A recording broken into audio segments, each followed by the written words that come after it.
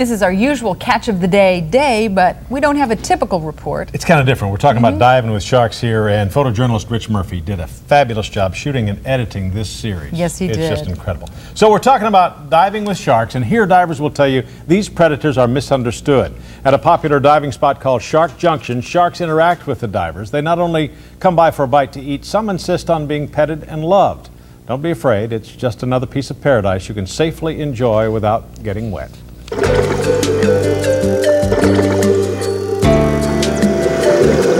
Reef sharks aren't particularly aggressive, but when there are this many and they're being fed, you never know what's going to happen. That's the appeal. People like to live through something that's scary.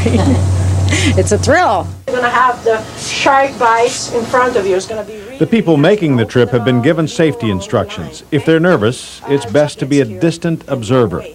If they are confident, the sharks will sense that. We'll see what happens. If I come back, I'll tell you how I feel about it. I don't know. First time with big fish. A little nervous, but I'm ready to go. The man who does the feeding of the sharks, Luciano Valega, wears a chainmail diving suit. He has been bitten by overzealous diners at his underwater seafood restaurant. Shark Junction is a 45-foot dive, 360-degree clear visibility, flat sandy bottom. No matter how many times Luciano makes this dive, he says it's always different. It's always exciting, it's always nice. Just love it. I think everybody of us, once you get used to have them around, you keep loving them every day more. Some of the female sharks insist on being scratched around the face. Luciano actually hugs them. Yellowtails and jewfish gather in this underwater cafeteria, but unless some crumb drops, they don't get a bite. Luciano knows the habits of most of these sharks. Some attack the food, others gently remove it from his glove. He made a slight mistake on one, and it crunched his hand. It was quite painful, but the hand's still there.